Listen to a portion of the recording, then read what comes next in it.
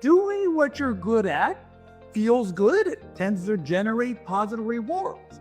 When the world changes, it tends to sort of, there's Hemingway has this line, you go bankrupt first slowly, then quickly. Okay?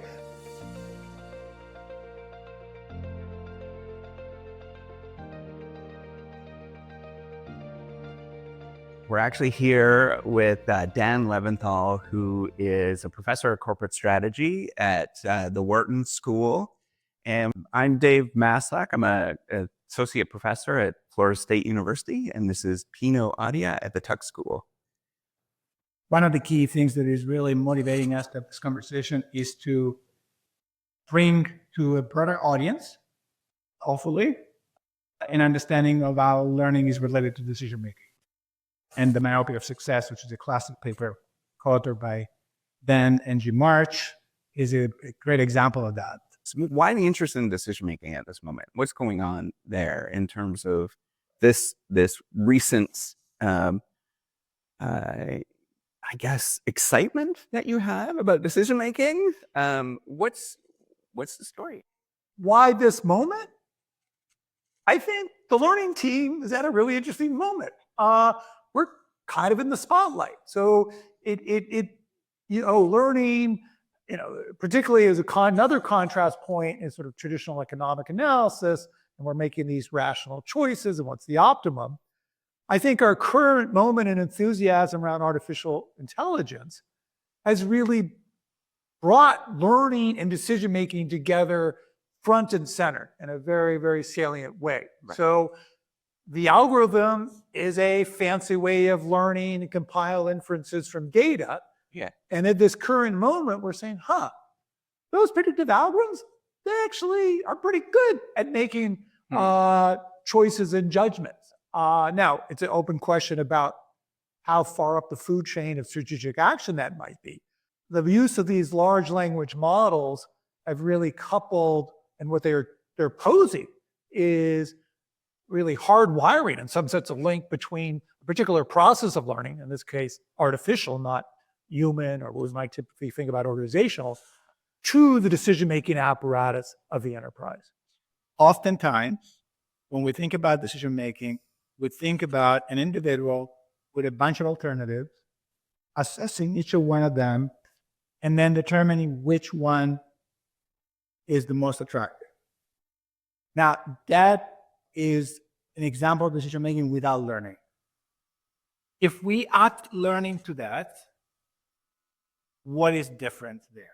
Okay, so nice framing. And I would say there's two elements, okay? There is the accumulated experience that you brought to that moment. Secondly, there is maybe I experiment. Maybe I try different things. This decision is not a, fixed commitment now, forever time. Maybe the choice is I run a pilot. I try it over here. And so part of the, and it's exciting to see whether it's in entrepreneurial firms and established firms, this growing sense that conscious experiments that feed into the learning to subsequent decisions. So decisions is not this isolated element. Yeah. We have sequential decisions. We have a process. And so this interplay between learning and subsequent decision making. It's a decision that is in a flow of events. Yeah. And the past yes. matter. Yes. And the people around you matter, right? And then if I hear you correctly, what you're also adding that is different from the traditional decision maker, alternatives, rational assessment of the alternative, in the sense that you have search, right? Why search is so important in the learning paradigm? What does that mean? What's search, right? Okay, so the world's a complicated place, and not as it complicated, it turns out it changes. Well, both those properties make making sensible decisions hard. All right. So how do I try to navigate that? Well, maybe a little humility. Maybe a sense that what we're doing today may not be the best of all possible actions. Mm-hmm. And if what we're doing today is not the best of all possible action, maybe I want to explore, maybe search, I want to consider other possibilities. Now, the core attention there is, okay, I'm humble. I know what I'm doing today is not the best of all possible things, but I still would like to make some money today. I'm not just a learning organization. I also need to pay bills, and I have people with salaries and so on. And so you perhaps, familiar, obviously you two are familiar, of our audience, with the exploration, exploitation tension. It's reflecting this kind of, this dual challenge. I need to pay bills in the present. I need to make money. But I also have to recognize, even in a static world, I may be far from some ideal action. And secondly, if the world is changing, technologies are changing, markets can open up, what was a terrific action today may not be a particularly ideal action tomorrow. So both of those suggest this need to continue to revisit what we're doing, but it's akin to, we're going to work on the airplane while we're flying it. Imagine back in the 1980s, you were the best typist on a typewriter, and there was lots of people that were really good with that. Now, the trouble is you can be very, very good, and that's the exploitation part of it. With experience, you get better. And as you continue to do this and type, you understand how to move your fingers. Now, when there is a change in the environment, let's say today we have the introduction of tablets, or we have the introduction of AI, that same person may have to do something that is called exploration, where they're going to have to do some leap. That often, does it feel good when you do that leap? Shouldn't it be just easy to understand and go to the next step like that? Well, no. Doing what you're good at feels good. It tends to generate positive rewards. So when the world changes, it tends to sort of, there's Hemingway has this line, you go bankrupt first slowly, then quickly. Okay? The early insemination of these new technologies don't seem that threatening. 2.5 years ago, large language models were kind of interesting, a little bit curious for firms. It wasn't keeping chief executives up at night. But in fact, the change was already there. It hadn't reached the point of quite commercial viability. So, or another analogy, right? The frog in the pot that slowly heats up. In the immediate sense, back to the myopia, keeping with what I'm doing early on, no. It makes me feel good. I'm good at it. I get positive rewards. Why are you bugging about this whole change thing? Yes, at a certain point, it's hitting you in the face. But at that point, is it too late? In fact, if I'm going to be in a dynamic market with competitors who may have already made the antecedent investments and are ready for these, now the technology is ripe for scaling and commercialization, without those toehold activities, without that bit of exploration.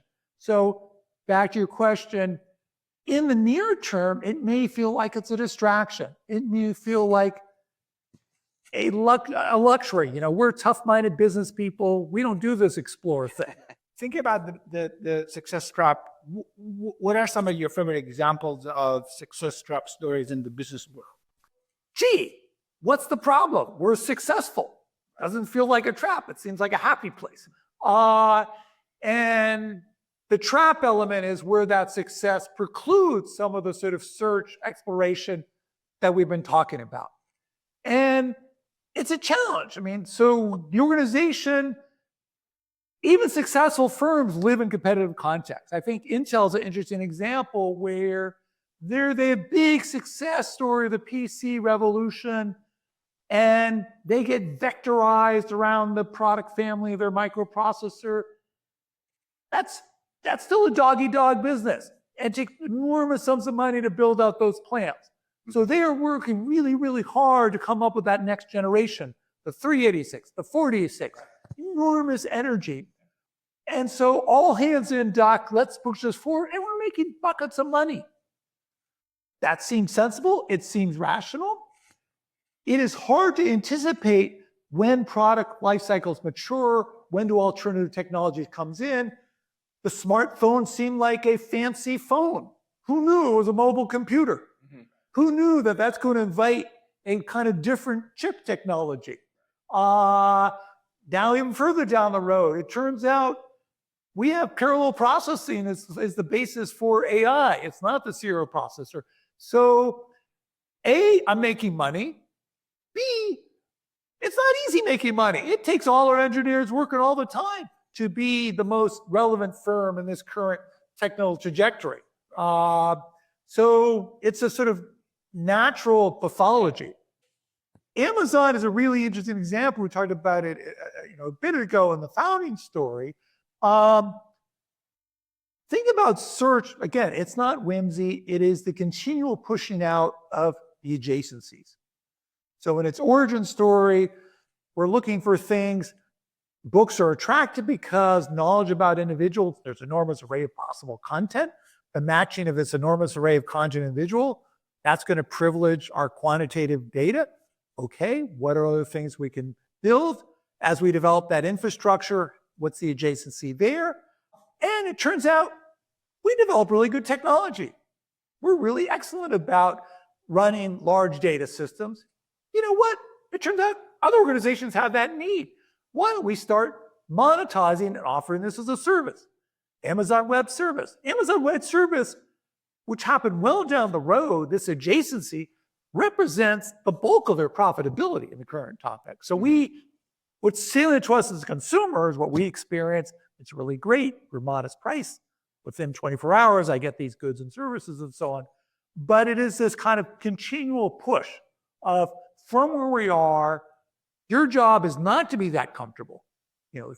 Have you come back to me in the last 9 months as a unit manager about what do you think are the promising adjacencies? And they're not always going to work.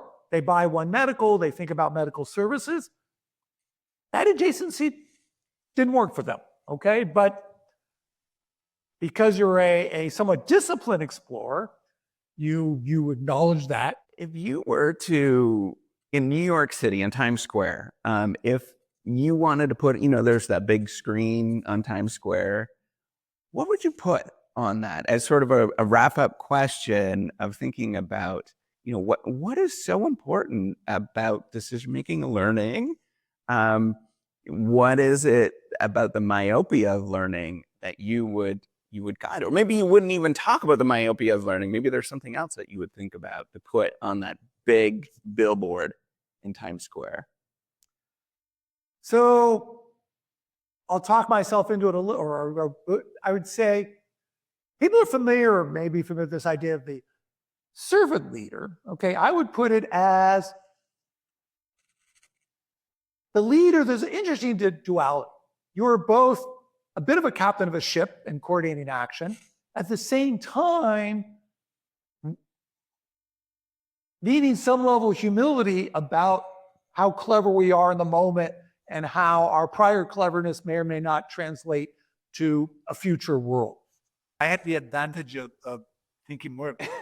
I bought you time. Buggy time. That was a setup. On the board, don't let the past chain you. Use your past to guide you. I like that. Why do you say that? Because the success trap is a form of being chained by your past. Mm-hmm. But on the other hand, the past creates opportunities. So it's a guide, right? Yeah. Guide, not a chain, right? That's Use your likely. past. That's a nice imagery. I like that. A healthy path dependence. Is there anything else that you would like to add to the conversation before we wrap up? It's been a lot of fun. Yeah. We're never, per our conversation, we shouldn't pretend that we've solved all answers, but it's been a wonderful interlude in our collective journey.